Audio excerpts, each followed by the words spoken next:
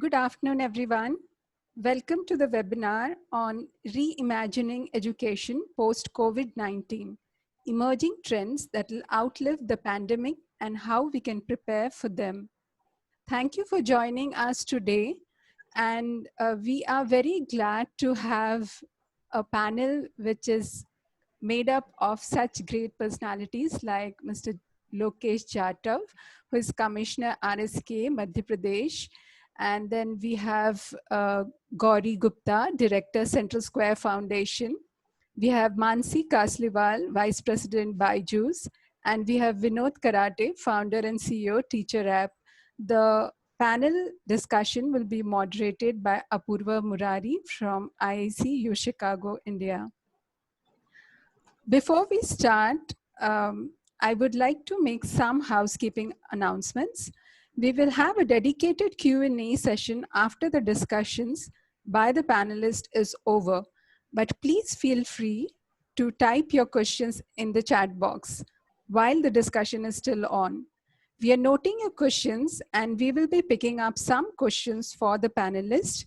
If we pick up your question, my friend Ramya will unmute you so that you can ask your questions to the speaker all by yourself. We request you to kindly stick to your question and do not give any comments or opinions. We want more people to be able to ask questions. So in the interest of time, we would request you to please be precise while asking the questions. May I now invite Binali Suhindani, who is the CEO, AVPN India. Binali?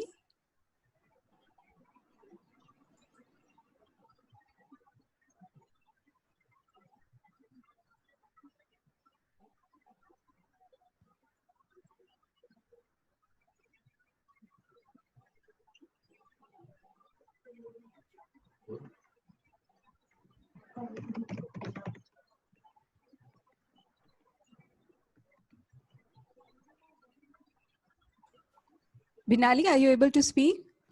Yes. Hi, Kavita. Am I audible now? Yes, yes. All right, sure. I was unable to unmute myself. Sorry for this. Good afternoon, everyone. I hope you're all well in these unprecedented times. AVPN and IIC, our valued member, welcomes you all to the discussion on the most required topic in today's times, reimagining education post-COVID-19. We've all sensed that post-COVID things are bound to change for us and our communities. But without losing hope and worrying about the unknown, let's work towards finding those solutions that reside within us. I thank all the excellent speakers and Apurva who will be moderating the session for their time and willingness to share your thoughts. For all those who are new to AVPN, we are a unique funders network and a leading ecosystem builder that is increasing the flow of capital into the social sector. We also ensure that resources are the most effectively deployed. Along with other thematic areas which AVPN focuses on, we have a deep commitment to the education sector per se, and you're most welcome to visit avpn.asia to know more about our initiatives in this particular area of work. I hope you all have a good experience today. Thank you, everyone.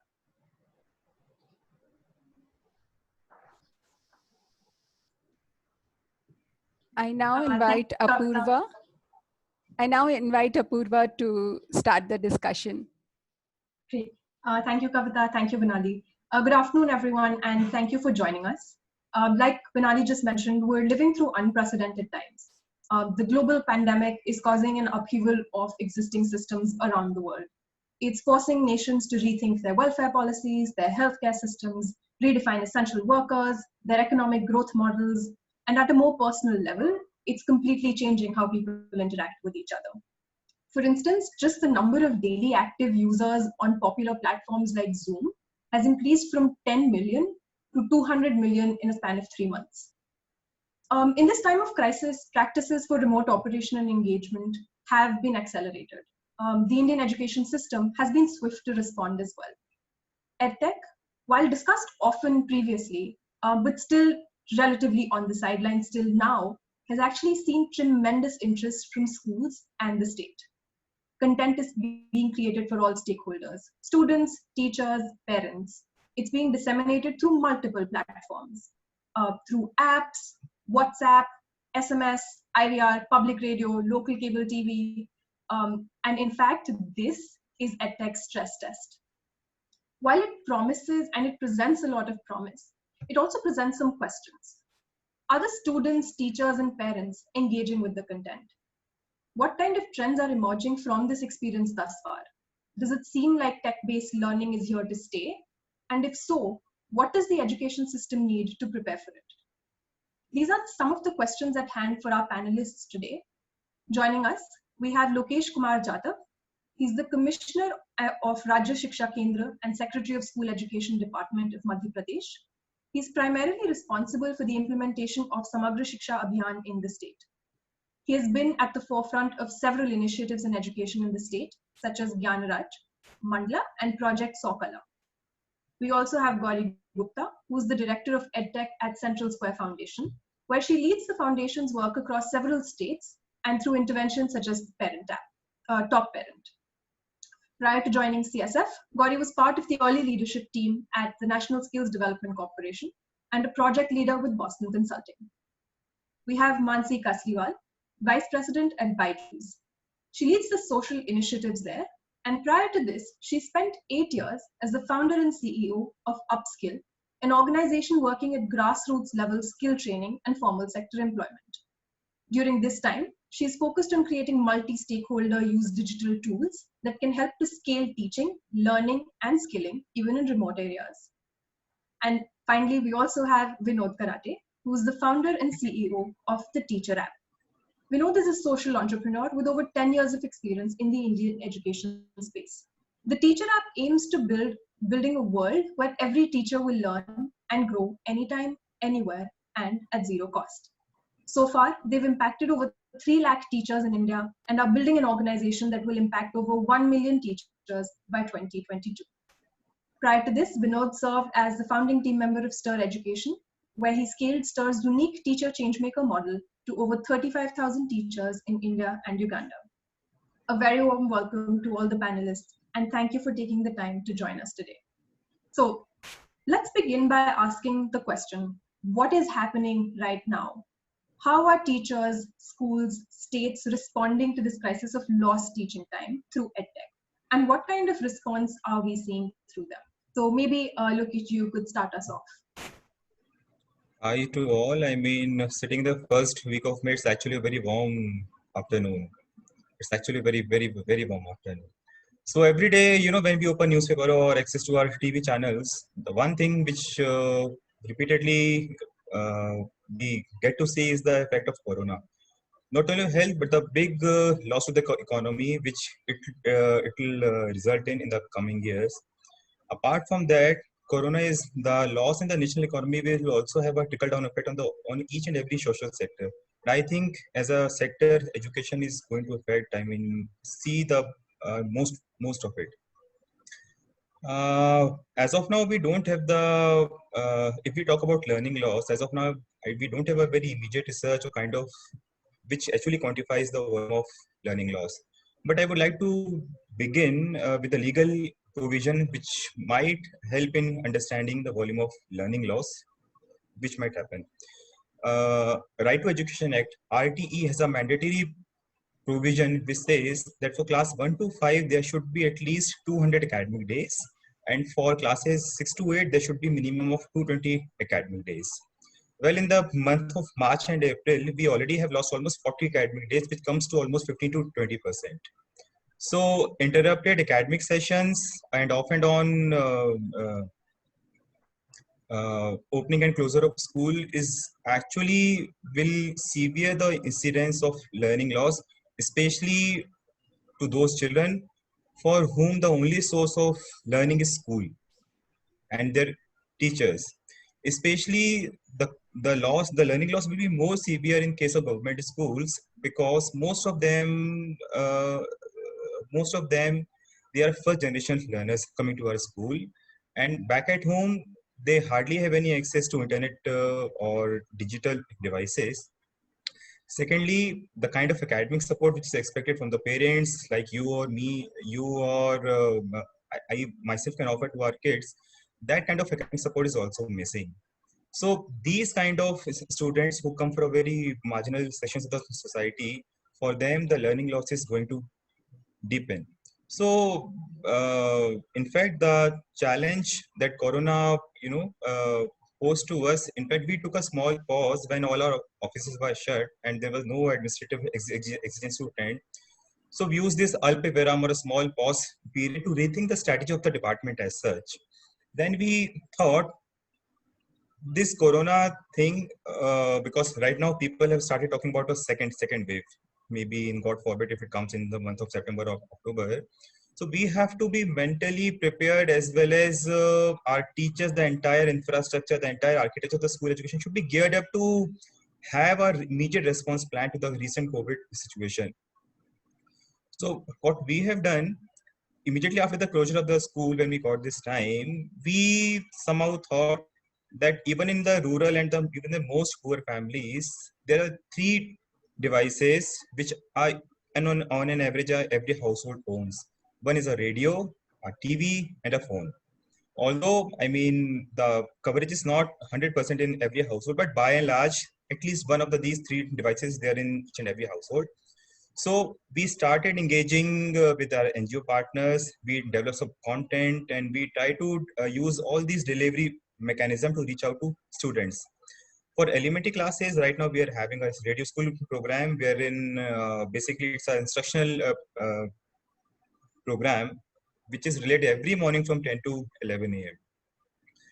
Besides this, we are also using the local cable network to broadcast the online module lectures that we have developed. Thirdly, we have tried to make a very interesting use of WhatsApp. We have launched a separate program called DigiLab. It's a digital learning enhancement program, wherein we have made school-wise, class-wise, subject-wise groups of parents. Then we have teachers have been made as moderators for those groups. And every morning at 11 a.m., we push some activity sheets on those WhatsApp group. But I must admit, only the WhatsApp way, we could only able to reach only 25% of the students. And because of this continuous lockdown, there are cases where family is not able to get a proper data recharge also. So still almost half of our students are outside our track, and it's a big challenge for us to reach out to them. So now we are devising certain kind of worksheets, workbooks, which we would be distributing maybe by next month or so that even in lockdown period, students have something or other to learn.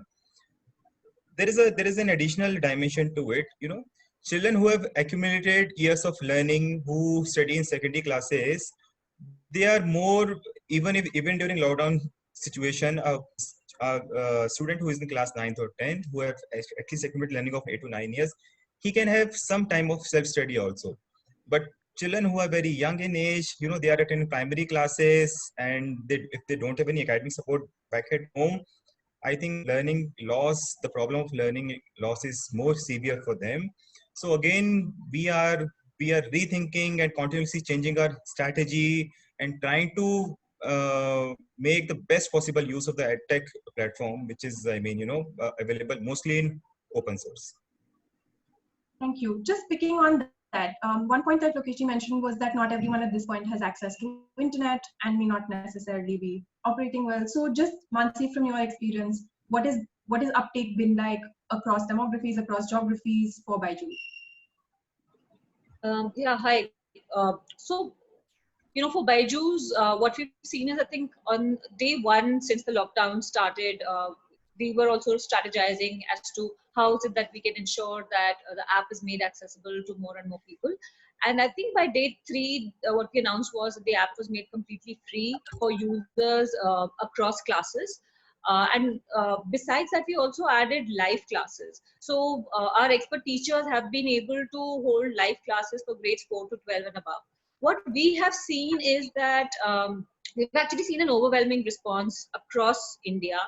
There's almost been a 200% increase in the number of students who are using the application. So that's almost 6 million new users who started using the application. And I must also add that 65% of our users actually come from outside of the top 10 cities in India. So it is not just the top 10 cities, or so we have a lot of users coming from tier 2, tier 3 cities, small towns across India. And not just in terms of volume of students that have increased, we have also seen that the number of days per week that students were using the application has gone up a lot. So earlier students were using the application for 2 or 3 days in a week, but now students are actually using this app daily. And the daily average time spent on this application is also increased. So from, like, let's say 70 minutes earlier, it's now almost 100-minute per day engagement that students are doing on the application. So clearly, we've seen a huge increase, huge adoption of the application of digital learning in areas where device and internet accessibility is there. Of course, since education is an essential service, where device accessibility was not there but was possible, our logistics department has been working throughout, and devices have been made accessible to many students.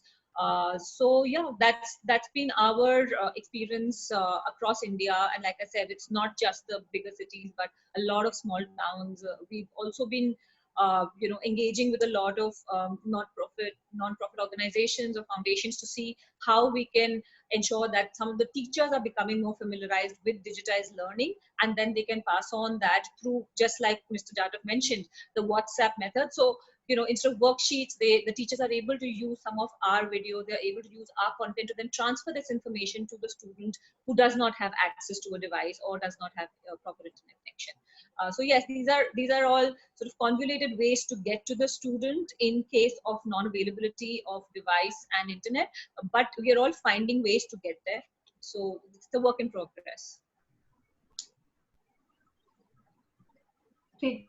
Karthi, anything to build on that, given the experience that you're also seeing across states? Sure, thanks. And hello to everyone. Just to give you a little bit of context about the Central Square Foundation, we are a philanthropy. We started about 8 years ago. And one of the key focus areas for CSF, in addition to foundational literacy and numeracy, is how do we get technology to improve student learning outcomes, especially for children in low-income backgrounds. So I think the way India has responded to this crisis, frankly, from the education perspective, in our minds is tremendous, right? Whether it is the central government or the state government, the swiftness and the energy in the response has been very heartening, right? So whether the central government and MHRD started promoting the Diksha app, the national NROER. Started the SWAYAM Prabha program, or whether states like Madhya Pradesh, launched the GLEP, launched the Top Parent app. I think the response has been very, very significant. Globally as well, as we look at countries, we find that, the developed countries, the US, UK, Singapore, very quickly moved to a system wherein they started virtual classes, right? Children was given access to resources. China responded a little bit more comprehensively. They tied up with the telcos. They ensured that bandwidth and connectivity was not an issue. They pushed a lot of resources out, right? And we also find that, a few developing countries, Brazil, also, realized the limitation of devices with the end users, and hence they used a program like India where, radio, television, as well as smartphones were being used. If you were to use the lens of, the stakeholders involved in a child's learning, right? I think what India has done and states have done very well is to address, the students and to some extent the teachers. And Vinod will talk more on the teacher side. I think where we haven't done enough yet is to engage with the parents, because I do believe that parental engagement is critical at this point in time. Right, and it's accentuated further for very young children, right? As Lokeshi was rightly pointing out, the older kids, may find their own resources and may be able to use it. But very young children, they need parental guidance, right? And that's where parental engagement becomes key to driving a lot of, engagement with children. Because we have to realize that with EdTech, right, the challenge is that you can get a lot of downloads. right? But unless children actually engage with the content, there will be very little learning, right? And our objective will not be achieved, right? So I think it is very important to engage with parents, and I think there are resources which exist today which allow for us to do that, right? So MP, UP, Himachal have all launched a solution called Top Parent, which is a parental engagement and child learning solution. In addition, there are offline programs which are now being converted a little bit into, WhatsApp-based programs like Sarthi, etc., who are also trying to ensure parental engagement, right? So I would, just say that, look, as we look at state system and government responses, I do believe that we need to incorporate the element of parental engagement if we have to ensure that children who are being left completely on their own, there is no class in which they're supposed to sit, right? If we have to prevent them from, just not running around, parents have to get involved. Yeah, absolutely. And I think the one stakeholder that kind of gets lost out of this conversation is usually the teacher. They're expected to step up, they're expected to deliver this content. So, what happens to teachers? What kind of measures have been taken as immediate step ups, and what responses are we seeing? I think it's a tough one for government teachers, right? Because we are seeing a situation where they just can't leverage existing technology like Zoom or Hangout and get on and start giving at least structure to their children. Because, as Lokeshji said, screen time availability for especially our children who are going into government school is fairly negligible. What we are looking at data, most of these households are 1 or 2, 3 siblings. So you can imagine one parent smartphone and 2, 3 siblings sharing. It's complicated, and they don't have Gmail, they don't have Zoom, all those kind of issues. So how we are looking at it. So what we have seen, I think, as Gauri said, tremendous energy shown by all stakeholders in the first 2 weeks. And I'm kind of breaking this into 2 phases. The first phase is, luckily we have a summer break coming in 2 weeks time. So there'll be a pause breather for everybody to rethink. I think the first phase was all about engagement. How do we quickly respond to this lockdown and engage every stakeholder? How do we engage children at school who are stuck at home? And how do we engage teachers? And what we have observed is all of us have come together and pulled in all the content available for children, tagged it very quickly, and now we are shipping that through WhatsApp, hoping that it reaches them and they catch it. For teachers, what we did was, luckily, that's something that we've been upfront and telling, that any edtech work without a serious content generation will fall short. And we've been proved right. And luckily, thanks to Google, thanks to CSF, the right amount of investments were made through Teacher App. And we were sitting on high quality 130 hours of content in Hindi available. And we are in a position to serve in this case. So what we quickly understood from all the state government is that, okay, at least to engage teachers at home, we can engage them to train themselves while they are stuck at home and not able to kind of teach. And that's something that we have done. So made a quick pivot, converted our strategy into a 2-platform strategy. So we kind of mapped all our content onto Diksha, and we started engaging with state governments and started making all kinds of teacher engagement plans. And we've seen around 3 states going off the block straight away in 3 weeks, which includes MP. And we are seeing another 4 states going off the block very soon. The idea is, till the time lockdown exists, states are creating weekly teacher training plans. For example, Himachal with Samagra and the state, we have launched a plan where every week teachers are expected to do 3 weeks of 3 courses of Teacher App on Teacher App. Whereas in UP, we just rolled out 1 course a week on Diksha. And we're already seeing uptake. The numbers are looking way better than pre-COVID numbers. And that's one thing that we are kind of doing. But while we are sitting there, we're still thinking about what do we do with children. So on phase 2, that's what my team is right now thinking, that what do we do starting once the summer break ends till the time lockdown continues. All of us are safely estimating somewhere in September for schools to resume, and in maybe red zones, perhaps even later. So one idea that we are brewing together is I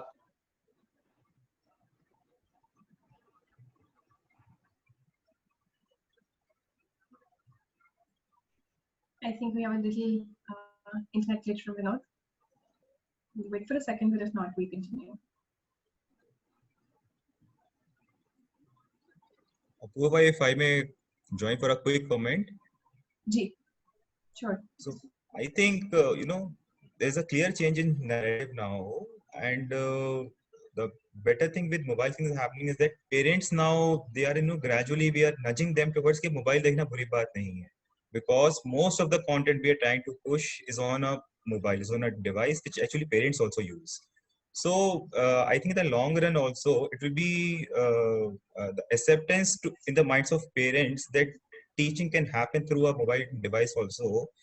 COVID has actually helped us in, achieving some kind of that sense in the minds of parents. Right.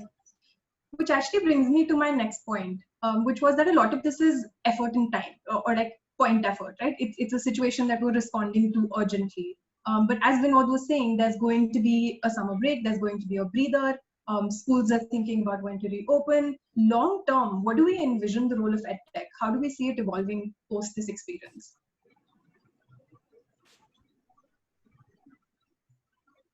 Can I go first? Sorry. Yeah, absolutely.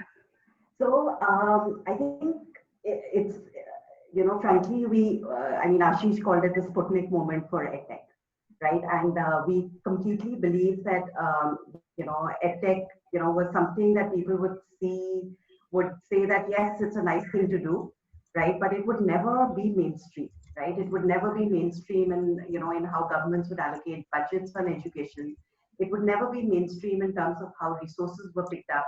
It would never be mainstream in how teachers were treated, right? So I do believe that, at least, there is a scenario of the next 1 year, and then there is a scenario of EdTech beyond, right? In the scenario of EdTech in the next 1 year, the way we visualize it, we do believe that, there could be instances where school need to be closed again. So EdTech, as Lokesh was saying, the number of teaching days is going to get reduced. Hence, teachers will need to finish a lot of, course material within that short span of time, and hence, the role of EdTech at home will increase, right? And I do believe some people have been saying, look, is EdTech, is there more of a digital divide that is getting created right now in education, right?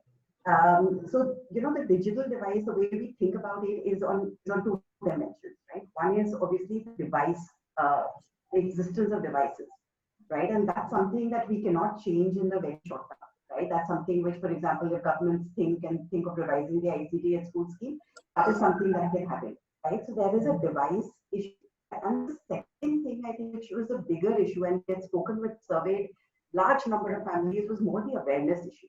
Right. So what we had heard from families and parents was that, mobile se ya TV se halki fulki knowledge gain ho sakti hai, right? But you cannot do serious education with your mobile phone, right? And with government systems now promoting EdTech usage at home, I think that switch is going to happen, which is to say that, look, awareness is going to be much higher. As a result of which, systemically, EdTech will become more mainstream in my mind. So I'll pick from where Gauri left.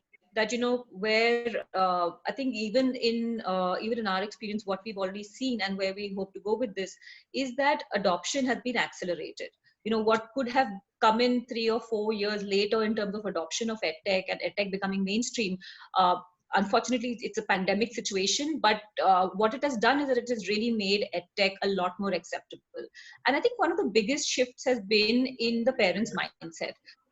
Where we've seen a lot of reluctant EdTech users become EdTech supporters, and parents are starting to realize that. And also, this is because digital platforms, applications, and I'm not just talking about Byju's here, but even almost every EdTech application allows the user performance to be tracked, allows parents to see how students are performing.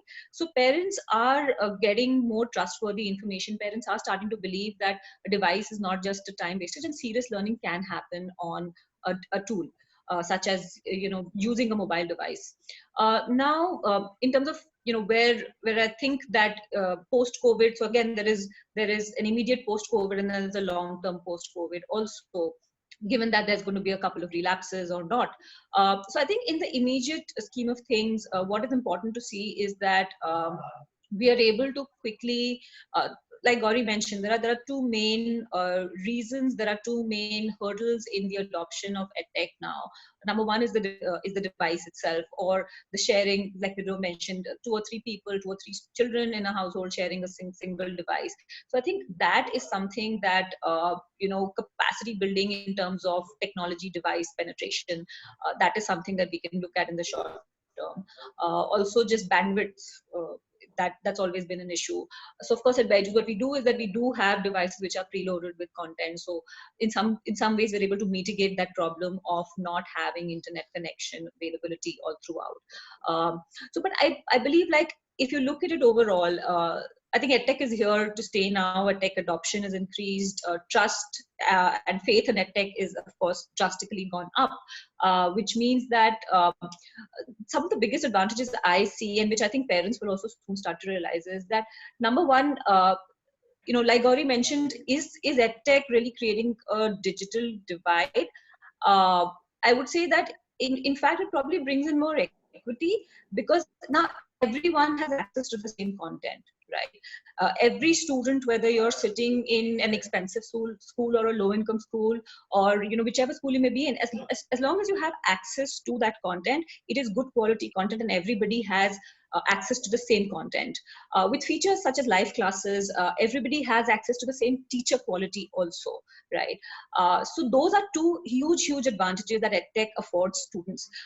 Another thing that we can rely on is that there are no backbenchers in EdTech, right? Everybody is a front row learner. Students can learn at their own pace. Students can learn as per, for the longest time, educators have believed that people have different learning journeys.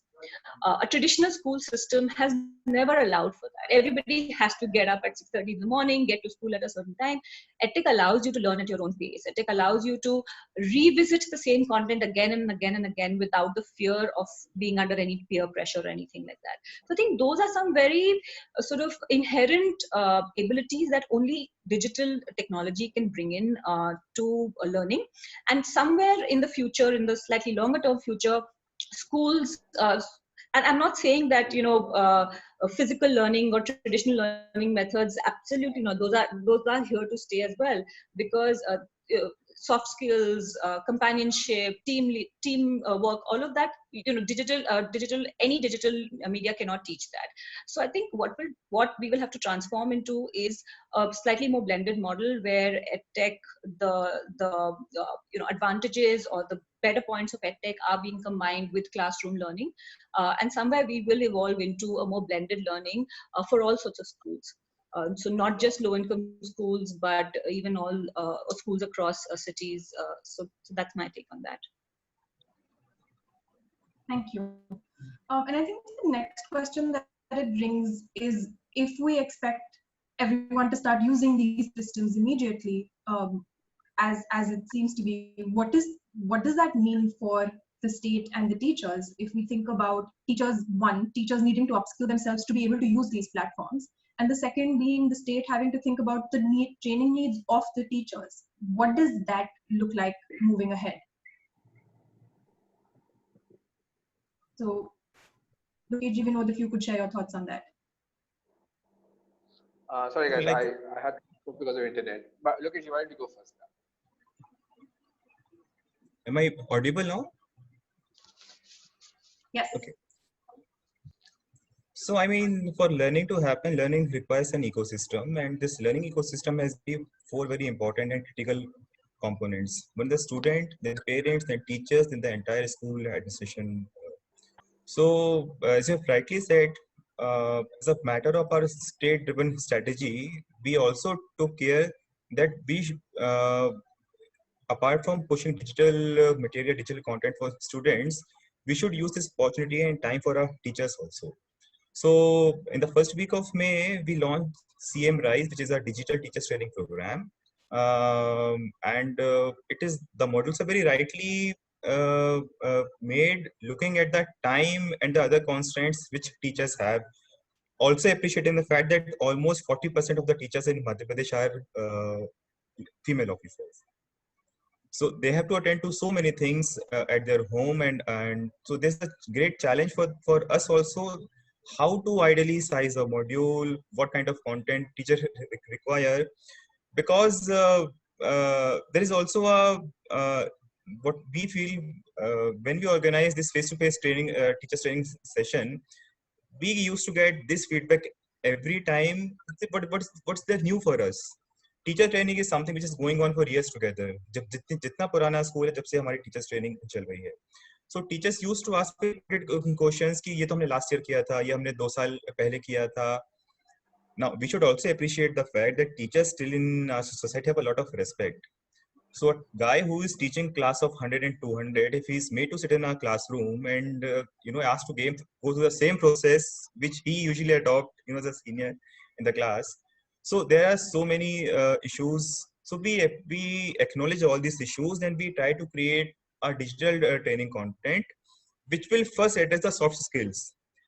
And thanks to the current time, because if all this teacher training content if was made available before WhatsApp, I think we would have been a big failure, because people were not used to use mobile phone for this thing also. But because of the social media thing and WhatsApp thing, almost all our teachers are using mobile, and I guess most of them have a smartphone with them. So earlier accessing and ensuring quality, and as Mansi had mentioned, that individual pace of learning point for students, it holds very well for teachers also. Because teachers also, when we design and create anything which pertains to teacher, we should also appreciate the fact they also have certain challenges, the kind of travel they have to make to reach school, and apart from the teaching, the non-teaching work that needs to be done. So all these factors, academic and non-academic factors, have been taken into account, and we have come up with a very nicely made and nicely designed digital teacher training platform. And we have already started pushing our modules. And the best part, we haven't created anything new IT architecture. The National Teachers Platform, which is Diksha, we have embedded our system so that there's a seamless transition from our state app to the Diksha app. So this is how we have planned for teachers training in our state.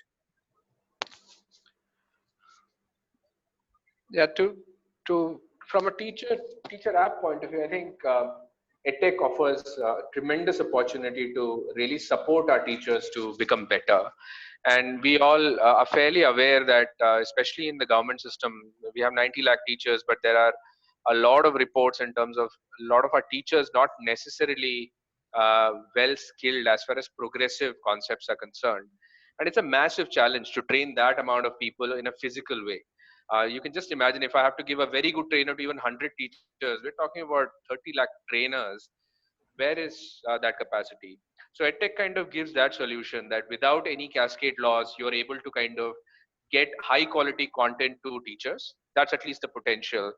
For instance, Himachal, even before pre-COVID, last year we have delivered close to around 3,000 man days of training to the entire state at less than 5 rupees per teacher. And that is our cost. State didn't have to bear any cost.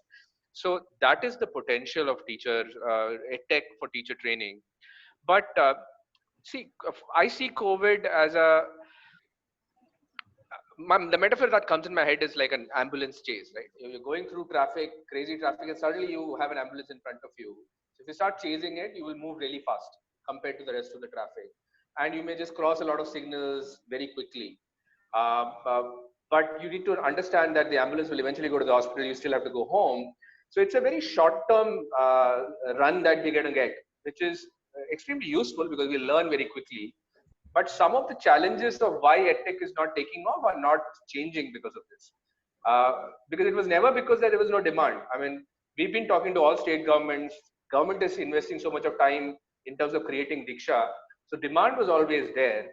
It is the fact that it is a very complicated problem. So there is content. How do you distribute? How do you get funding? How do you ensure that distribution works? What is the pull and the push?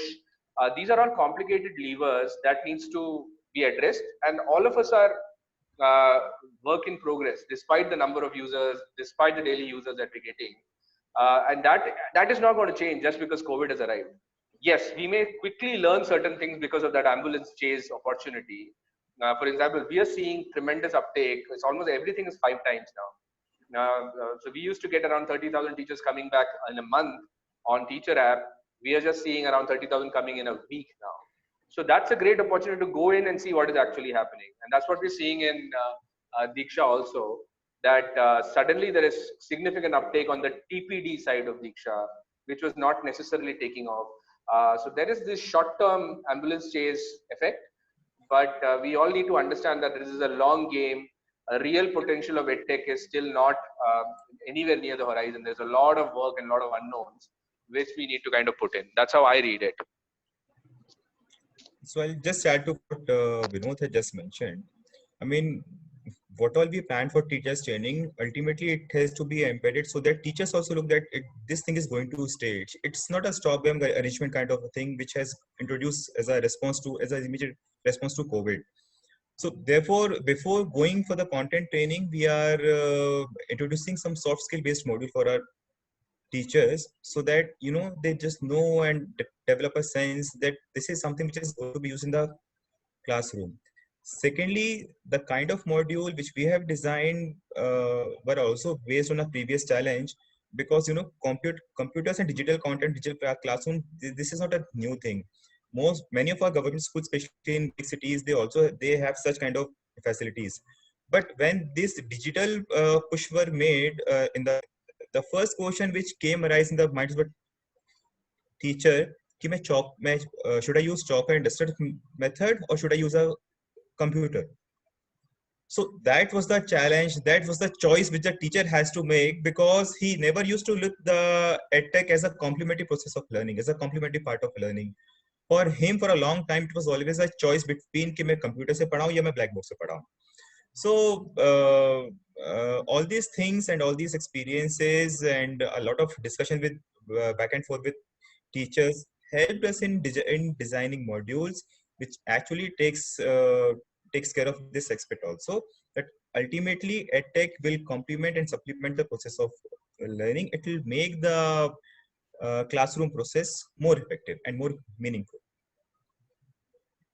Okay, so I think this touches upon a very important point. This is not for the short term. So if we are to think about the long term, and if we want to think about a meaningful engagement, such that everyone's learning, such that parents are engaged, teachers are engaged, two questions here. One, what does that mean for the system? What kind of an enabler do we need to put in place to enable long-term success for EdTech? The second question being, thinking about the perspective of philanthropy and policy, what is one key takeaway that you would recommend either for funders or for a policymaker? What should the focus area be moving forward with the lens of long-term systemic embedding in mind? Anyone who has thoughts on that can begin. Yeah, go ahead, please. Great. So I think, you know, there is, it's great that we've come to the conclusion that EdTech is here to stay, right? But I do believe that, you know, the momentum, in order to sustain the momentum, there are a few things which systemically and at a policy level need to happen, right? So I think, frankly, the national education policy was far-sighted, right? When it spoke about the creation of the National Education Technology Forum, an institution that would almost create the strategy, vision, and operating plan to embed EdTech not only at the center, but also at the state level, right? So I think the creation of NETF with a proper mandate and org structure is going to be very critical to, you know, even figure out how EdTech can get embedded into teaching learning practices. Because I think the issue with EdTech is, you know, it can't be a shiny object, right? It has to be evidence-backed. It has to demonstrate improved learning outcomes. Only then is it useful, right? So the NETF, we believe, is going to be a critical enabler. You know, and the sooner we start working on the creation of the NETF at the center, and each state can replicate the same institution at the state level, I think we're going to get better outcomes. The second thing which I believe, and we know that IIT Bombay has started working on this, is a EdTech product evaluation index, right? So today in the EdTech space, you know, there is, frankly, we believe a lot of clutter, right? And a lot of noise. And it becomes difficult for different stakeholders, whether it is state governments, whether it is parents, teachers, school principals, to even figure out what are the different elements of EdTech that they should be looking at while they are thinking of, adopting a solution. Right, so the EdTech evaluation index, and just putting out information around products and what are the things around the product, whether it's the pedagogy, whether it's the UI UX, whether it's the tech behind the product, whether it's the ID. All of these are very important things which we believe can become important, and hence the institutionalization of the EdTech evaluation index is also critical.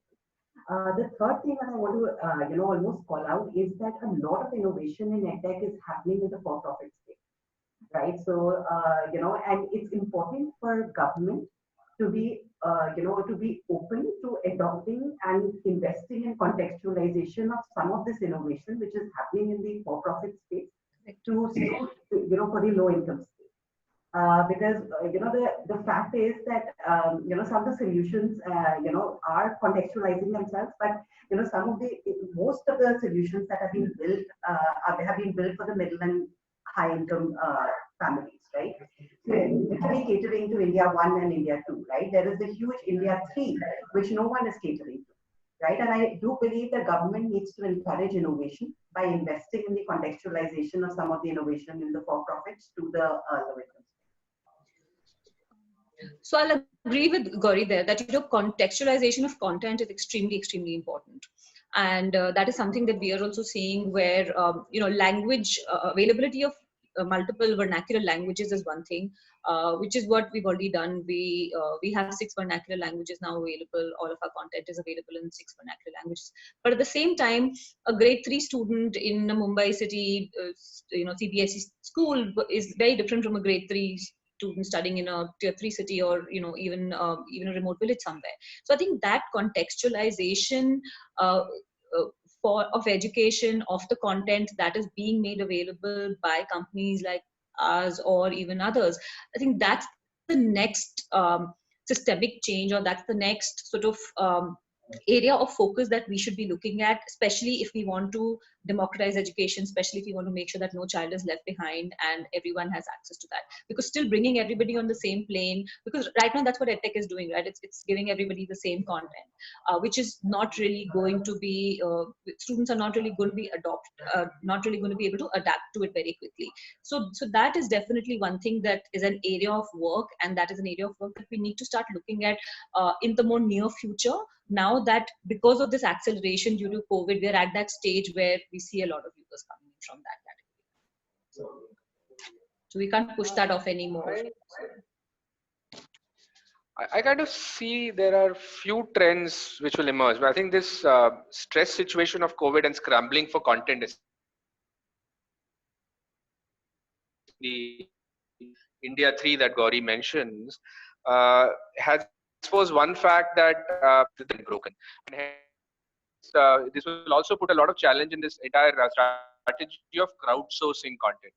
I think there will be a genuine demand for highly well created content, and I believe that in the near to short term there will be value in actually creating high quality content and getting good solid academicians to involve in that process, rather than just to create content and something will happen. So I think in that direction there's going to be a significant change, where I think this episode has really exposed that available content is not necessarily good, especially when you kind of put a filter of vernacular and teacher facing in our case. So content is king has just come out. The other I don't know, that's almost like a wish list, because if I am somebody, like, my biggest challenge is good quality content.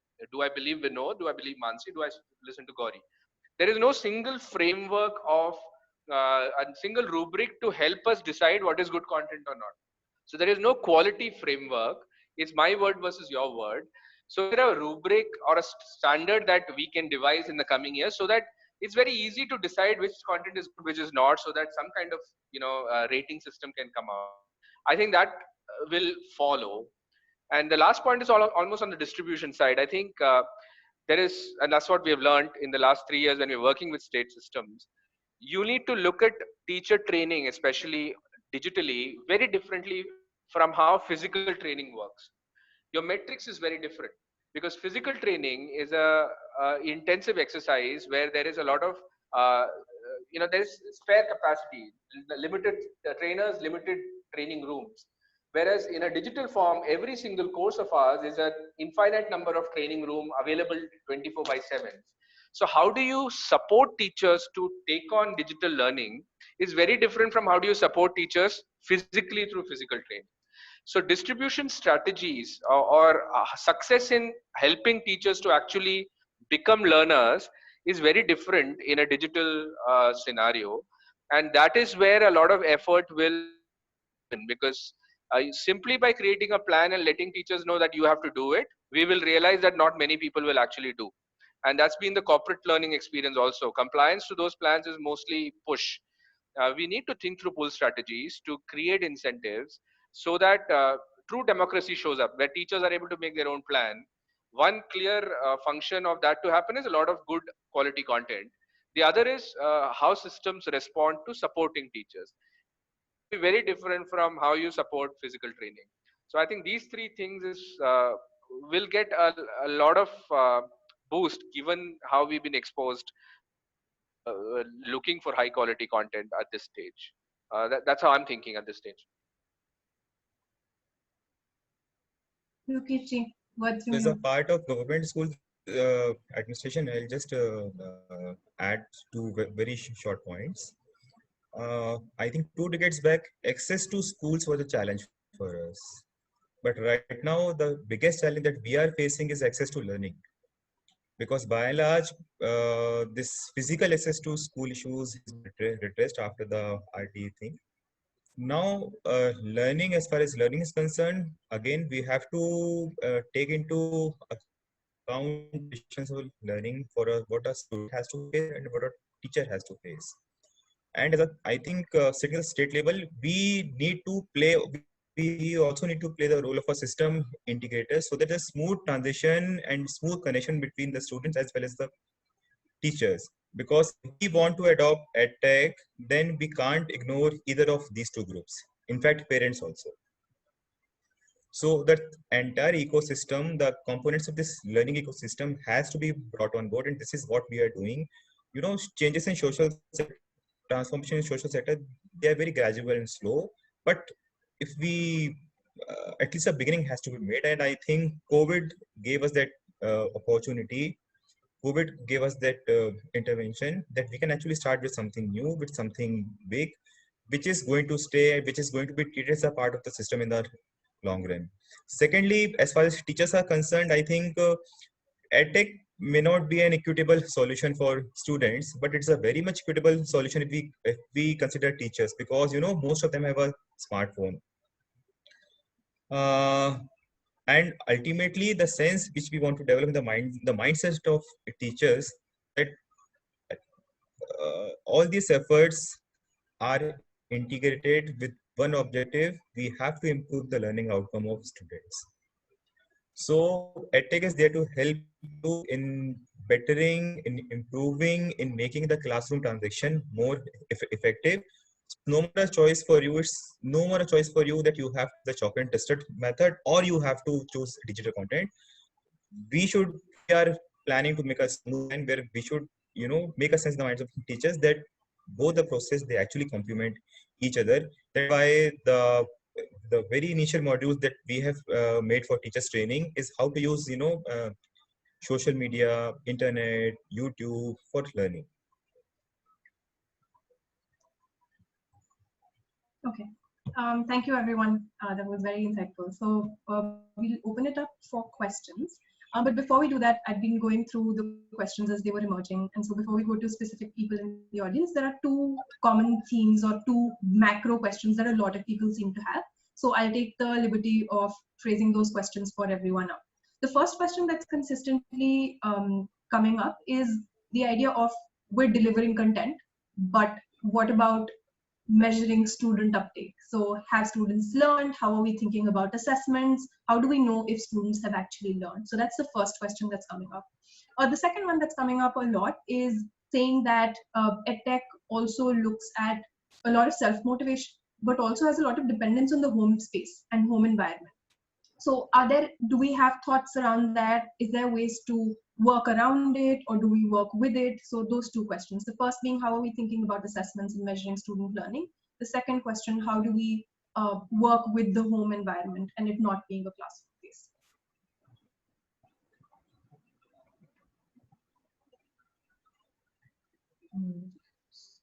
So I can answer the question on the assessments and student outcomes with EdTech. So in fact, I think with EdTech, since the student is learning on a platform, on a device, it's rather easy to be able to track the student's performance. And there are a lot more metrics that can be measured in the student's learning journey. So not just quiz marks or not just assessment endpoints, but also through the learning journey, the time spent on a certain chapter, how many times was a certain topic revisited, how much time was spent from going from lesson 1 to lesson 10. So a lot of different metrics can be measured, which can actually help teachers assess a student at a personal level, at an individual level. So I think those are the capabilities that are that come along with EdTech, with any technology tool in terms of the student assessment. And in terms of how Vinod and Lokesh ji have mentioned that EdTech is a very powerful tool even for teacher training. So I think even there, if the outcomes that we are looking at are defined upfront, because EdTech is done in an environment, it is done in a confined environment where the student, the user and technology are responding directly with each other. I think measurement of those metrics is extremely easy. In fact, it's much easier to do it like that. So as long as you're looking, as long as you have your outcome metrics very clearly defined, the system, whatever your AI, ML, all of that included, can really easily measure those for you. So I believe that with EdTech getting more mainstream, those are the things that will become easier to do. But I think what will have to be rethought, and also that probably come in with some policy changes, is how are we using those outcomes to then progress students? Which of those outcomes are being given how much weightage, and how is it that that's being used for student progression to another grade, or for failing, passing, all of that? So I think that's something that's going to happen at a policy level. So yeah, that's my take. Can I just add one small point to what Mansi spoke about? I think, a few states are layering in tech-based assessments, right? So there are some platforms which allow for a lot of data to get collected, right? But if you just put, providing digital content to students, then assessment becomes a challenge, right?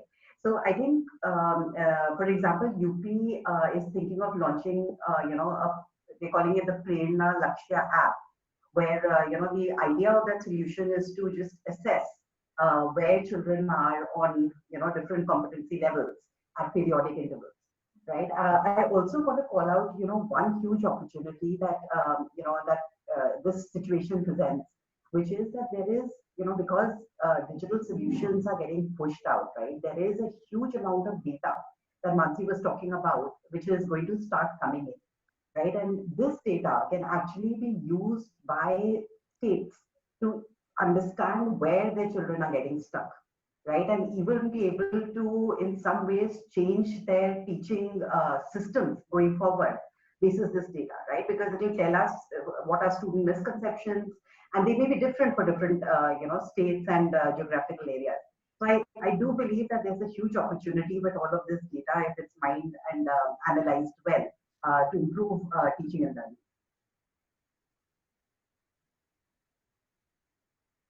Great. And how do we think about the home environment, given that it seems like it's so out of, like directly it's not in control? How can we work with that?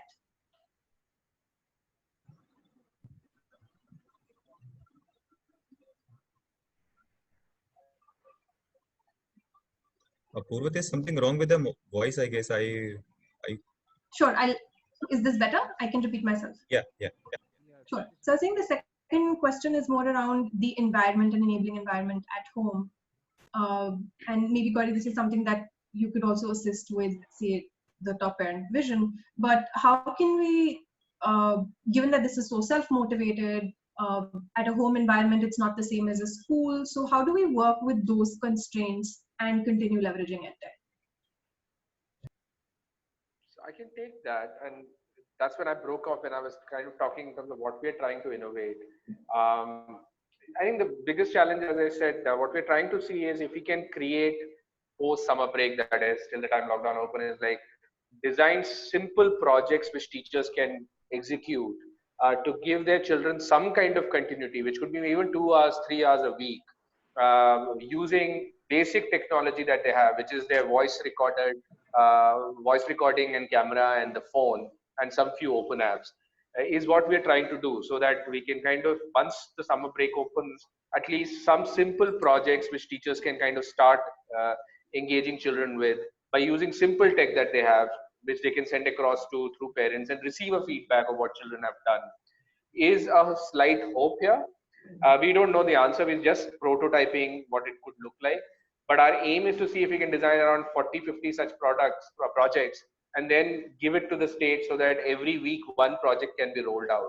So in some form, students can be engaged using whatever resources that they have within their home to kind of stay engaged.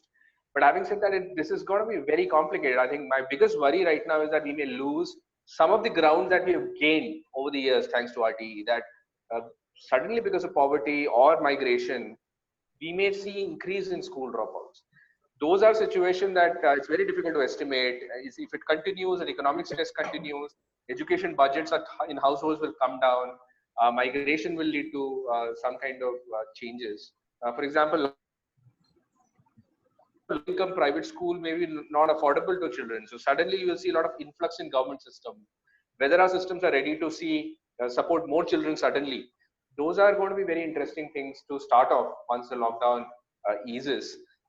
But yeah, these are the ideas that we're thinking. While the lockdown is on, can we come up with simple project ideas which uses low tech and give these children more active engagement rather than just sending them content which they can view, something that they can do using people around them and things around them. These are ideas that we are trying to approach with to see how do we kind of give children who necessarily don't have a learning space in the kind of households that they live in some kind of continuity in what is learning. So Can I just to also add, sorry. Can I also add, I think the parental engagement hypothesis that I'd spoken about earlier, I think it's critical in this, Apurva, in the context of home learning, right? And it's especially true in the case of, children who are very young, in the age group of 3 to 8 years, right? Because there's a lot of evidence which suggests that if parents are involved in a child's learning journey, then, the learning outcomes for the children are significantly higher. Right. So when so we had funded CSF had funded for the creation of this solution called Top Parent, right? And the hypothesis of that solution was that the idea was that look, children in most urban and peri-urban households were spending almost an hour to an hour 15 minutes on their parents' phones every day, right? The smartphone penetration in urban India was about 70%, right? So the idea was that, look, can we give these kids really high quality solutions? Because most of these kids were starting school only when they were 5, right? So they were already at a disadvantage as compared to the peers who were starting school at 3.5, right? But we quickly realized that for children to engage with these solutions, it was important to get the parents involved, right? So we did a lot of surveys with parents, and the 3 things came up. One, they said we never feel saksham when it comes to a children's education or well-being. Second, they said was that tech can be used for light learning but not for the purposes of education. And the third they said was that, look, I would love to gain knowledge not only about education but about other areas of child development, whether it's hygiene, security, safety, well-being, etc. Right? So I think it's important for us to engage parents and to find ways in which we can engage them in order to ensure that home learning continues and children don't regress. Because otherwise the motivated learners will continue to use these apps and keep on learning, right? But kids who need a little bit of a push, right? Maybe it's the parents who can give them that little bit of push. so I think just add on to just a short point. I think the COVID situation will surely test the growth mindset theory of parents also, because living in this critical times, having no additional access to means of livelihood, with cash balance draining out, data charges is data recharges is also an issue. So especially for the girl child, because we were making calls, then we were getting this kind of feedback that parents are more concerned about the girl child using a mobile. So this is some kind of a revelation which we had, especially in from our rural schools in rural area. So that prompted us to make better use of other means. Then we resorted to use of local cable and television, so that what all is being broadcasted, it's at least visible to more than one person. Then gradually we are also engaging Doordarshan to broadcast online lectures. Some of our teachers have made innovative use of WhatsApp. What all content they are sharing over WhatsApp. Now they are asking children to send back the worksheets to them over WhatsApp, and they are making assessment and giving some kind of feedback on it. किसमें ये मात्रा गलत है, ये calculation गलत है.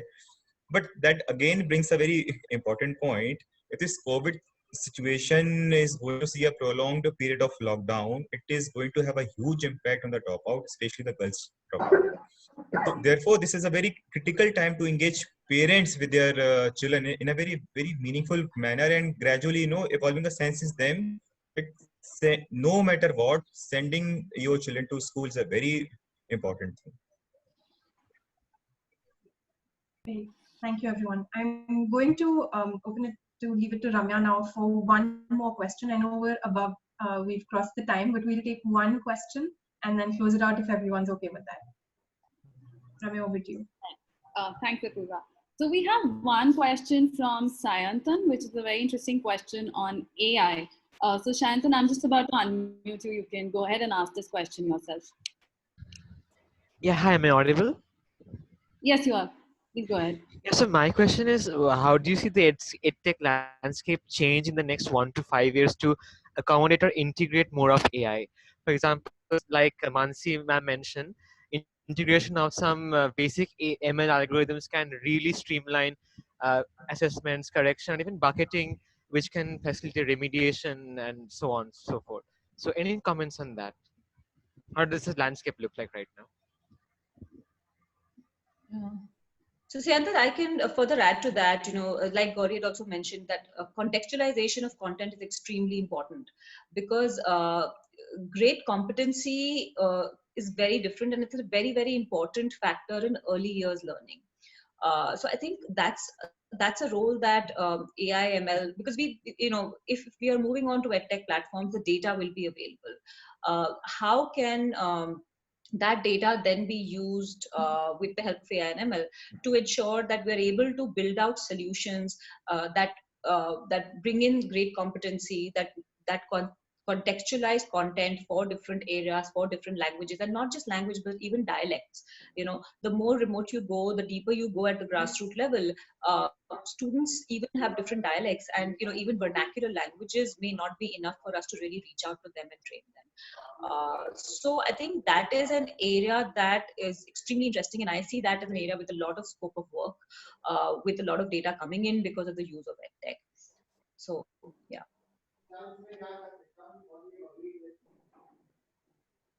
Okay, great. In the interest of time, I'm afraid we won't be able to take any more questions. But thank you, everyone. Thank you so much for taking out the time. This has been absolutely stimulating, and I do apologize for having to cut it short. But the discussion has brought up some very interesting points. The first, we're agreeing EdTech's here to stay. But the role here is that we don't think it's a replacement. We think that it's going to complement the traditional methods for classroom learning as well. We see it has a very important role to play, especially in the immediate 1 year, where we think that given that it might be an on again, off again shutdown, this is probably the way to bridge that gap and mitigate that loss in learning time. There's been an accelerated uptake and faith in the system that this is being provided, and looks like it's providing access, equitable access to content, especially when it comes to teachers, because like Mukesh mentioned, there's a lot more smartphone penetration with teachers as well. And we've seen tremendous uptake there, as Vinod mentioned, from 30,000 a month and under 30,000 a week. There's a lot of opportunity with the information and data coming in. The question is, what do we do with this? How do we use it to inform teaching methods, and how do we use it to even inform potentially strategies and policies? Parents are going to play a very critical role, given that a lot of this will happen at home. And it seems like there's a lot of interest among parents as well. The question is, they need to be equipped, and EdTech can play a role there as well. And measuring outcomes, that seems to be, it seems like it can be simplified. And if we know what the metrics are that we're looking for, and it can be embedded into the system. In terms of emerging priorities, emerging focus areas, contextualization of content seems to be the big one. It seems like it needs to be contextualized to the needs of the grassroots, to each state, not just with respect to language, but also with respect to examples, etc. And there is a genuine demand for high quality content. And in fact, potentially there are several sources of content coming in, which is where there is a need for a quality framework or a standard that can help to inform and make decisions, even from a consumer lens, about which product is the best fit for me, which product is the right one for me to use. And finally, we need to think about distribution strategies and invest in those, because training methods from in-person training methods and in-person content delivery is very different and needs very different distribution strategies and methods there. So a few of the takeaways from this discussion. And as we close out, a huge thank you to all our panelists for sharing their experiences and insights with us. And a very big thank you to all the attendees for participating so actively. We could see all the questions coming in through the chat.